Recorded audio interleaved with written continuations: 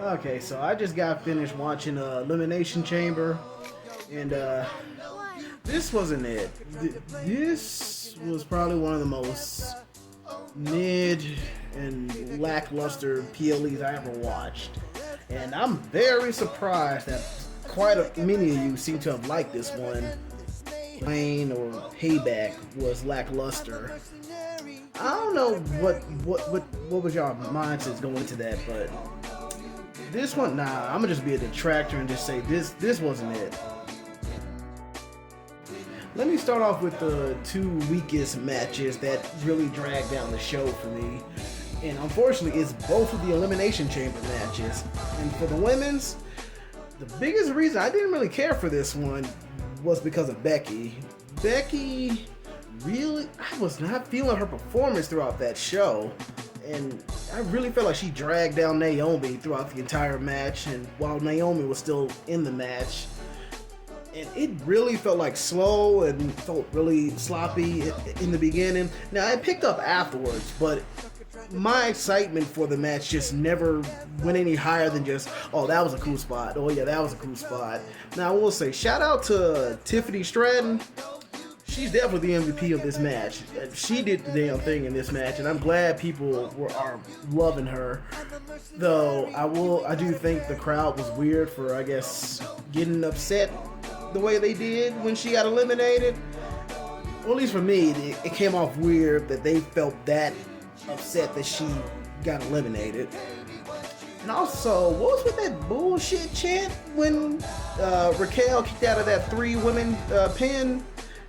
That felt unnecessary and stupid. I don't understand that one. But generally speaking, the match itself was fun. It's just I didn't enjoy Becky's performance, and she's the winner of the match. And her performance really kind of dragged it down for me. So thus, I can only give this match 2.5 out of 5. That's all I can really give this match. It had its enjoyable moments, but that beginning and Becky kind of dragged it down for me. And then there's the men's Elimination Chamber. While I believe this particular Elimination Chamber went way smoother than the women's, I did not like the Randy Orton back issue storyline they were telling. I was not entertained by it whatsoever. If anything, I genuinely believe he was hurt, and I was not enjoying it. I just wasn't. It wasn't working for me. And also, I don't like the angles that's about to come from this one. Like, I'm not interested. Like, I'm not interested on seeing AJ Styles go up against LA Knight. I don't care. I don't really care. So I didn't need AJ Styles coming into this. And I really thought we was going to get LA Knight going for the United States title, but I don't see that happening. And if Randy's about to go for it, I definitely don't want to see that. I'm not watching that match. And also, just that ending. Because of who did it. Okay, it's not only because of who did it and just the idea of just that's how Drew wins the match. I wasn't feeling it. I just was not feeling it. Because of the creative decisions that went in this match, I'm only giving this match 2.5 out of 5. I'm not coming back to either of these Elimination Chamber matches. They really dragged down the show for me. With those two disappointments out the way, let me talk about the matches I actually did enjoy, which was this match. I actually really enjoyed this match. I really enjoyed seeing the love Indy got throughout the entirety of this match, and I love what the Australian crowd actually did for her, even though I wish the Australian crowd was way better during the show. I wasn't really feeling the crowd either. But regardless, I think this was a really good and worked match right here, and I enjoyed their performance. And I'm glad how it turned out, and I'm glad that Indy got the response that she did. So I'm giving this pre-show match 3 out of 5. They did a good job in this, and I hope Indy and Candice and everyone else that's a part of the Way and DIY gets pushed more, because they deserve it. And then I also got to give a big shout out to the Judgment Day and the, what's the name?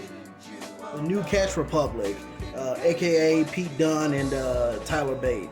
They really did the damn thing in that match. I really enjoyed that match. I enjoyed a lot of the spots they did and how well worked that match was. I really enjoyed what they did in that match. I also really enjoyed Dom's performance as their friend tried to help them cheat to win, and how he was interacting with the crowd. The crowd work he did in that match was great. This was a really solid and fun match. Just the only thing that kind of drags it down a little bit is just that for me, I wasn't that emotionally invested in either of these two. So while I'm not gonna knock them too heavily because I don't care for them like that, I acknowledge this is a really good match. So for me, I'm going to give this 3.5 out of 5.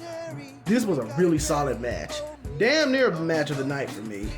Then for the main event, we got Rhea versus Nia Jax. And that is definitely one of Nia Jax's best matches, and definitely one of Rhea's better championship defended matches.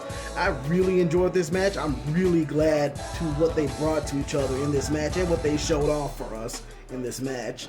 Now I will admit I didn't care all that much as far as the power struggle type of thing that they were trying to go for Rhea being strong enough to slam and get at Nia.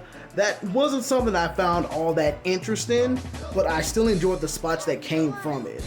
Now, and again, just like the previous Judgment Day match, the only thing that really knocks this down a bit for me was that I didn't emotionally find this all that compelling.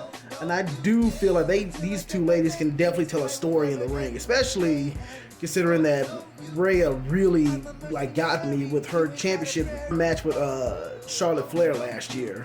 I really enjoyed that match and the storytelling that went on in this match and that went on in that match. I just wish they brought it here. But what's already here was already pretty solid enough. And a solid enough main event. So for me, I'm gonna give it a 0.5 out of 5. And this was a really solid main event. I wouldn't say match of the night. I think I'm gonna go ahead and give that to Judgment Day and the New Catch Republic, but this was a solid main event.